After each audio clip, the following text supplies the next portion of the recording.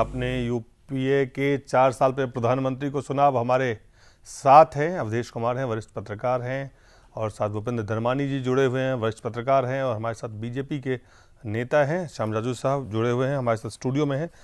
श्याम जी, सबसे पहले आपसे, आपने प्रधानमंत्री को सुना, आपने कांग्रेस के नेताओं को सुना, सुन के प्रतिक्रिया तो पहले मैं आपसे बाद में लूँगा सुनने पे, लेकिन जो 4 साल हैं यूपीए 2 के, उसको कैसे, जो अरुण जी ने कहा, जो सुषमा जी ने कहा, वो तमाम चीज़ें देश ने देखा है, लेकिन आपका आकलन क्या है कि इस 4 साल को कैसे आकलन, कैसे परखा देश को कैसे परखना चाहिए? शॉर्ट में कहना है तो यूपीए का 4 साल का कार्यकाल ये अनिर्णित, अक्षमता, निष्क्रियता और संवैधानिक संस्थाओं का ह्रास करने वाला आज़ादी के बाद ये पहला ऐसा कार्यकाल रहा है जिसमें ये सब बातें हुई है। और महंगाई का कीर्तिमान स्थापित हुआ है, हर रोज नए भ्रष्टाचार के घोटाले आए हैं, और इस आधार पे जब प्राइम मिनिस्टर का हम भाषण सुनते हैं तो उसमें कोई दम है ऐसा सुनने वालों को भी नहीं लगता, बोलने वालों को कितना लगता मुझे डाउट है। अवधेश जी, पहले 4 साल के बिल्कुल संक्षिप्त में हम चाहेंगे कि इसको आप एक हेडलाइन दें। प्रधानमंत्री का भाषण को ही आधार बनाया जाए तो इससे 3 बातें निकलती है कि सरकार के सामने सबसे बड़ी जो मानसिक समस्या है वो ये है कि देश को कैसे विश्वास दिलाएं कि सरकार भ्रष्टाचार के विरुद्ध जो है संघर्ष कर रही है। वो इतना मनोविज्ञान पर हावी है कि जहां से हम लोगों ने सुना है उसमें आपने देखा कि पहले कार्यकाल में यूपीए 1 का जो राइट टू इंफॉर्मेशन था वहां से उन्होंने शुरू किया कि जनता को सूचना देने से लेके और पारदर्शिता लाने में इसकी भूमिका रही है। लोकपाल बिल पर चर्चा किया, गवर्नमेंट प्रोक्योरमेंट बिल है, सरकारी खरीदारी बिल की उन्होंने बात की, लेकिन उसके बाद अभी स्पेक्ट्रम की भी चर्चा की कि इससे पता चला कि भाई कोई डेलिब्रेटेड विचार विमर्श करके उसमें भ्रष्टाचार होता है, तो अब हमने निर्णय किया कि ऑक्शन से ही करेंगे। तो ये 4 साल खत्म होने पर देखिए आपको तुलना ये करनी पड़ेगी कि जब 2009 में यूपीए सरकार जा रही थी और इस समय का 4 साल जो है, दोनों में कितना अंतर है। उस समय एक संसद के अंदर लहराते हुए नोटों का ही जो भय सरकार के ऊपर रहा होगा, लेकिन आज उस पर यही हावी है कि इतने भ्रष्टाचार के बावजूद हम जनता के सामने क्या जवाब लेके जाए, तो वो ये बता रहे हैं।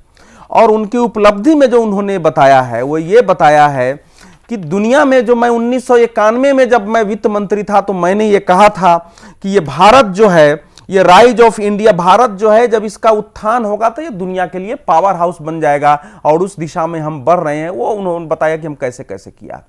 लेकिन मूल बात जो अंत में आई है उसको देखिए। किसी भी सरकार का मूल क्या होता है? तत्व, नेतृत्व होता है। उन्होंने अंत में कहा कि सोनिया गांधी के नेतृत्व में और उनके मार्गदर्शन में जो हमारा सपना है वो हम पूरा करेंगे। तो ये बार बार जो आवाज उठ रही है कि इस सरकार में जो सबसे, जो इसका बड़े आजादी के बाद मैं समझता हूं कि सबसे जो इस सरकार का गिरा हुआ पक्ष है वो ये है कि इसके नेतृत्व की जो छवि होनी चाहिए ना, एक जो साख होनी चाहिए, वो देश में स्थापित नहीं हुई है। सामान्य मान्यता है कि सोनिया गांधी ने एक प्रबंधक को हमारे देश में बैठा दिया है। ये अत्यंत ही जो है देश का ये, और इनका असर सारी चीजों पर पड़ता है, जितना हम निर्णय लेते हैं सारी चीजों पर पड़ता है। तो ये 4-5 बिंदु, एक कि नेतृत्व के स्तर पर इस सरकार का एक प्रबंधन की भूमिका में, सरकार के मुखिया का एक प्रबंधक, एक मैनेजर की तरह दिखना, मूल नेतृत्व सोनिया गांधी के हाथ में रहते हुए भी प्रत्यक्ष रूप से वो दिखाई नहीं पड़ना, लेकिन निर्णय के हर मनोविज्ञान में हावी होना कि सोनिया जी क्या सोचेंगी, भ्रष्टाचार के कारण सरकार के आत्मविश्वास का गिरना, और कुछ भी जनता को इस समय ठोस दिखाने के लिए उसके पास कुछ भी न होना। ये मोटा मोटी अगर आप कहेंगे तो 4 निष्कर्ष अभी हमने निकाला है। जी, हम सबसे पहले भूपेंद्र जी से पूछ लेते हैं। भूपेंद्र जी, कैसे तमाम जो 4 साल यूपीए के हैं, भूपेंद्र जी, इसको अगर आपको आकलन करना हो तो किस तरह से आप इसको आकलन करेंगे? देखिए, मुझे लगता है कि अगर हमें किसी भी सरकार के कार्यकाल का आकलन करना हो तो सबसे पहले बात तो गवर्नेंस की ही आती है कि आखिर 4 साल में गवर्नेंस कैसी रही। अब वही वाली बात जो अभी अवधेश जी कह ही रहे थे कि जब तक प्राइम मिनिस्टर कंफर्टेबल नहीं है, उनको ये नहीं मालूम कि जो मैं डिसीजन ले रहा हूं वो डिसीजन अप्रूव होगा या नहीं होगा, वो जब कंफ्यूजन में है, जब डिसीजन कहीं और से होगा, तब तक प्राइम मिनिस्टर की जवाबदेही जनता के प्रति नहीं होगी। और जब तक प्रधानमंत्री की जवाबदेही सीधी सीधी देश की जनता के साथ नहीं होगी, सीधा सीधा उनका संवाद इस देश की जनता के साथ नहीं होगा, तब तक वो प्राइम मिनिस्टर, वो प्रधानमंत्री क्या डिलीवर कर पाएगा जनता के लिए, ये एक बहुत बड़ा प्रश्न है। और मेरे को लगता है कि ये जो यूपीए 2 का कार्यकाल है, इसमें इस देश की जनता ने ये महसूस किया है कि सरकार कहीं और से चलती है, लेकिन दिखावे के रूप में प्रधानमंत्री बैठे हैं। तो आप और अवधेश जी का लगभग जो आकलन है, आपका और अवधेश जी का लगभग मैं कुछ और, मैं इसको थोड़ा आगे ले जाना चाहता हूं जी। मुझे ये लगता है कि कुछ चीजें हैं, जैसे जब सरकार मतलब एक डिसीजन लेती है तो कांग्रेस का एक दबाव आता है, जैसे मनरेगा का है, या आपका जो खाद्य सिक्योरिटी बिल है, या आपका राइट टू एजुकेशन का बिल है। अगर इसका क्रेडिट देना है तो वो सोनिया जी को दिया जाएगा, लेकिन अगर कुछ गलत हुआ है तो वो सीधा सीधा प्रधानमंत्री और उनके नेतृत्व को जाता है। तो ये जो एक भ्रम की स्थिति चल रही है, ये बहुत ज़्यादा देर तक इस देश की जनता को सहनीय नहीं है, इसीलिए ये स्थिति है। और आज प्रधानमंत्री ने भी अपने जो भाषण है उसमें, लेकिन आप ये देखिए, मैं एक सवाल आपसे, चूंकि ब्रेक पे जाना है उससे पहले मैं आपसे एक लाइन बोल देता हूं। जी जी। एक अंग्रेज काफी दिन पहले पढ़ रहा था, तो इस प्राइम मिनिस्टर और सोनिया गांधी के संबंध को लेकर के मुझे लगता है अमेरिकन किसी अखबार में इस सरकार को, यूपीए को लिखा था यूनाइटेड प्रोस्टेशन अलायंस गवर्नमेंट, माने साष्टांग दंडवत करने वालों की सरकार। ये मेरा नाम नहीं दिया हुआ है, ये यूपीए को। मैं एक जो सवाल करना चाहते हैं कि आखिर 2004 में भी यही, 2004 के बाद 2004 से 9 तक यही स्थिति थी, जब लोगों के बीच इन बातों को ले गया, लोगों ने फिर कांग्रेस को और यूपीए को एक बार सत्ता दी। दिलीप जी, मैं इसमें एक बात कहना चाहता हूं, जो आपने भाई प्रश्न पूछा है जी।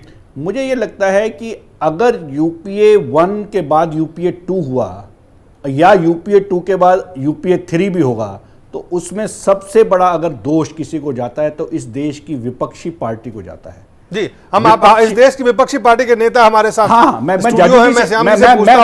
बड़ा सीधा सीधा इनके ऊपर ये नहीं, एक बार तो एक दिन जो है यूपीए के 4 वर्ष के साथ साथ विपक्ष के 4 वर्ष पर भी डिस्कशन होनी चाहिए भूमिका पर। नहीं, विपक्ष के 4 वर्ष पर अलग से करेंगे, लेकिन अलग से करनी पड़ेगी। कहीं ना कहीं श्याम जी इस बात से आप सहमत हैं जो कह रहे हैं कि ये कांग्रेस को सकारात्मक नहीं 2009 में, बल्कि बीजेपी की अक्षमता के कारण यूपीए नेतृत्व भ्रम के कारण, बीजेपी की एफिशिएंसी और बीजेपी की विपक्ष की कार्यक्षमता के कारण ही इतने घोटाले जो देश के सामने 2009 में जो सरकार दोबारा जो मिला, मैं उसकी बात कर रहा हूं कि जब उस समय भी ये स्थिति थी कि सरकार, प्रधानमंत्री डॉक्टर मनमोहन सिंह चला रहे थे और सोनिया गांधी यूपीए की चेयरपर्सन थी।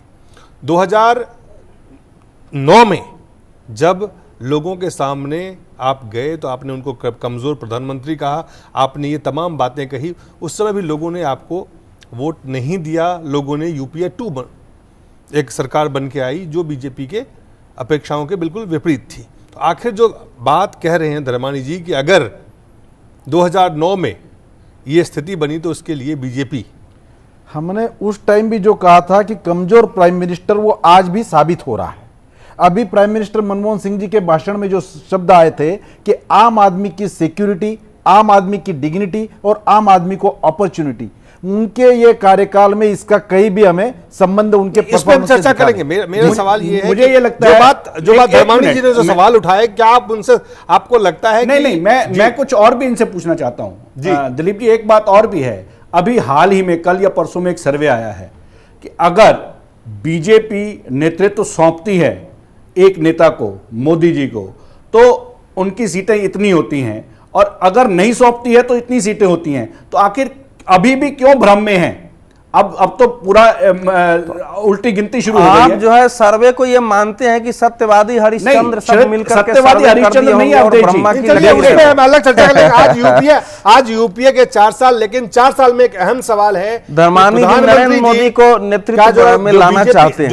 ऐसा कुछ नहीं है, ऐसा नहीं है जी। जो बीजेपी ने जो बात कही है, आज की इतिहास में इससे ज्यादा बौना प्रधानमंत्री को पद को कभी नहीं बनाया गया। उस पर हम चर्चा करेंगे, लेकिन साथ ही साथ मनमोहन सिंह और सोनिया गांधी ने जो बातें कही है उस पर भी चर्चा करेंगे एक छोटे से ब्रेक के बाद।